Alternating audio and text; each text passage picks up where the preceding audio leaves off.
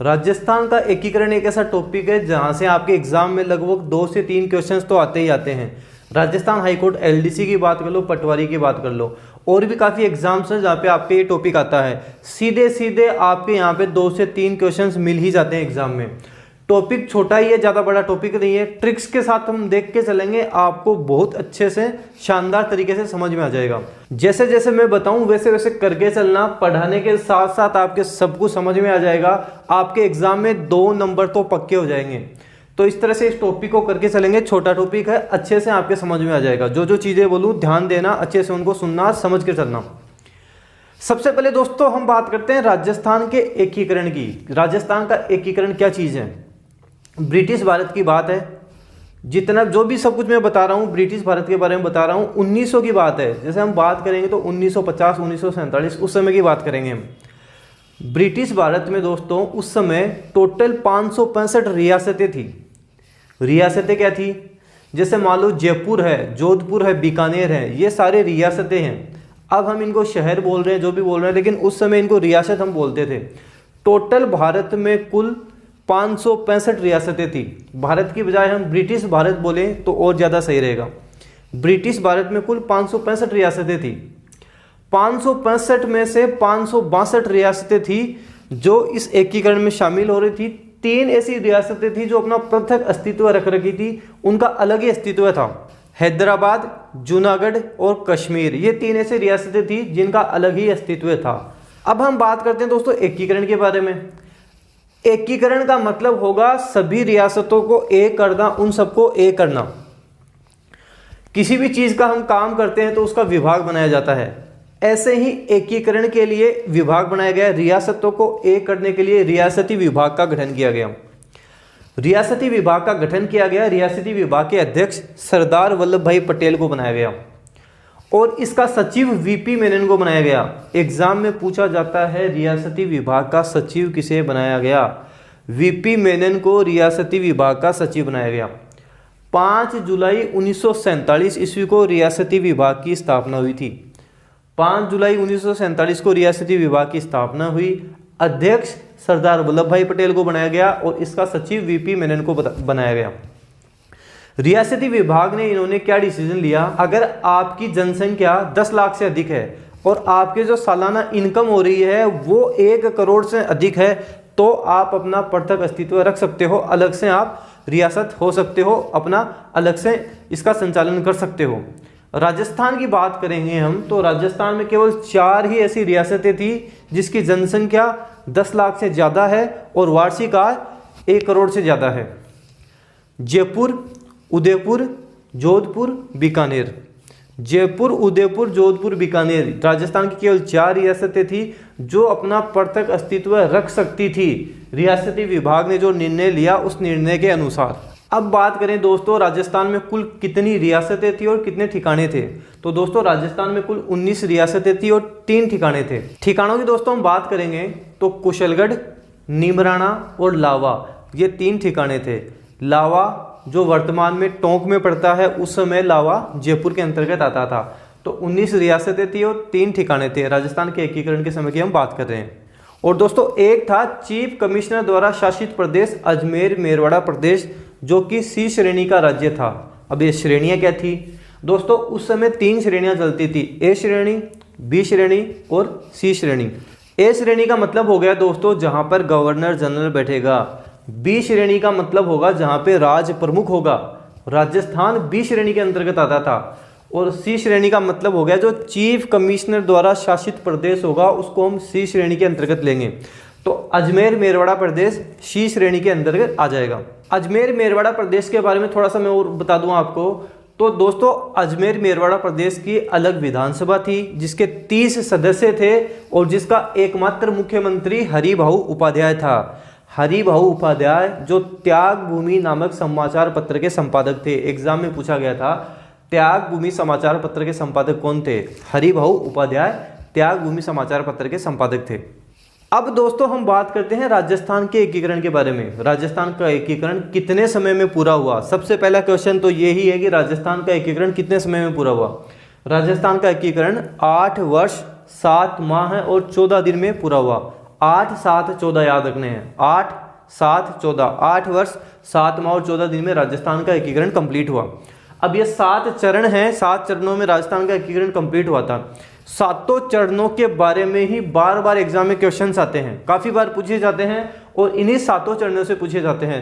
ये 7 के 7 चरण आपको मैं इतनी शानदार ट्रिक्स के साथ करवाऊंगा, आप कभी नहीं भूलने वाले हो। जो जो बताऊं ध्यान से देखना, अच्छे से सुनना, नोट डाउन भी करके चलना, ताकि आपको अच्छे से ध्यान हो जाए। 7 चरण हैं, 7 के बारे में बता देता हूं। सबसे पहले हम याद करेंगे डेट, 7 चरणों की डेट याद करेंगे।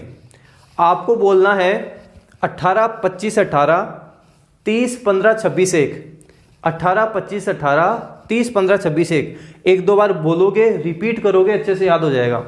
18, 25, 18, 30, 15, 26, 1।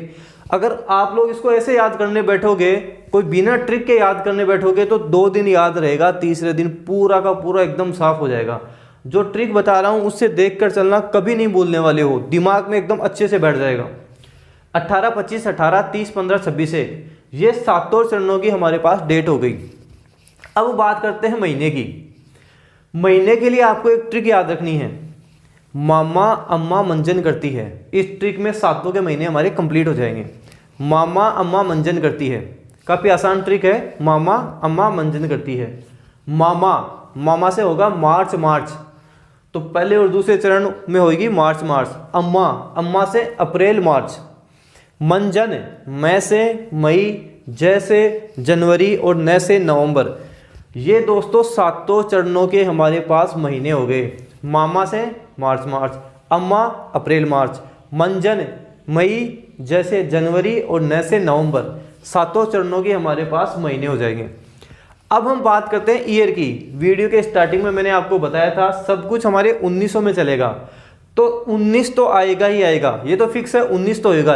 अब 19 के आगे क्या लगाना है ये ध्यान रखना है। हमें आप बोलेंगे 3 बार 48, 2 बार 49, 1 बार 50, 1 बार 56। 3 बार 48, 2 बार 49, 1 बार 50, 1 बार 56, और इन सब के आगे लगा देना है। 3 बार 48 का मतलब हो गया 1948 3 बार, 2 बार 49 1949 2 बार, 1 बार 50 1950, 1 बार 56 1956। अब हमारे पास दिनांक हो गई, महीना हो गया, ईयर हो गई।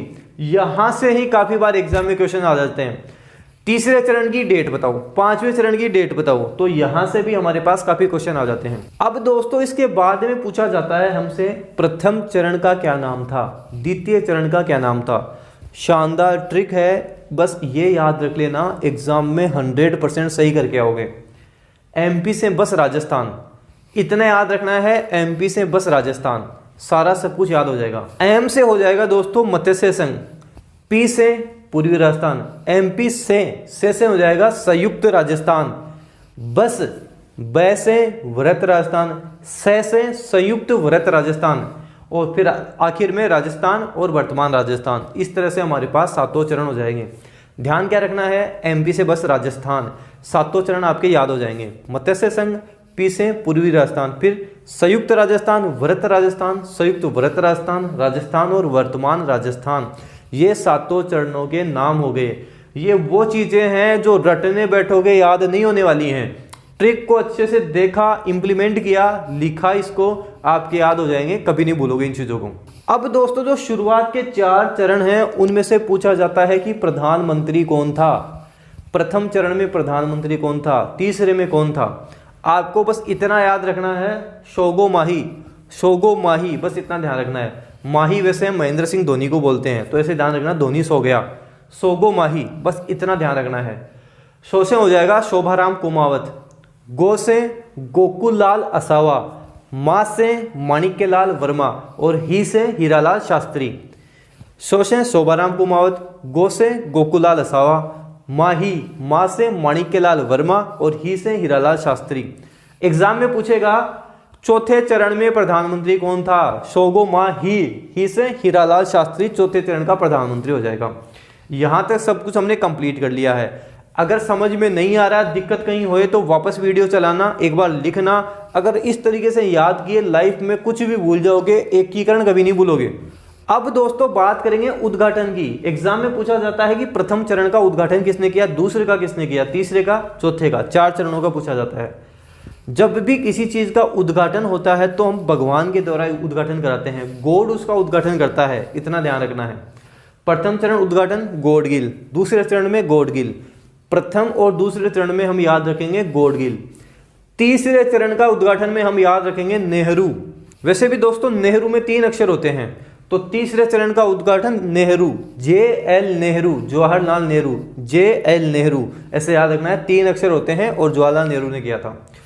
चौथे चरण का उद्घाटन किसने किया था, सरदार वल्लभ भाई पटेल में।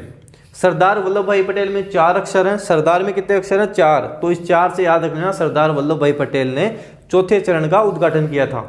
ये हमारे पास इसके उद्घाटन हो गए। ये दोस्तों हमारे पास राजस्थान का एकीकरण पूरा सब कुछ कंप्लीट हो गया। ऐसी ट्रिक्स आपको कहीं नहीं मिलने वाली, अच्छे से नोट डाउन करो, ट्रिक्स को भी 1-2 बार देखो।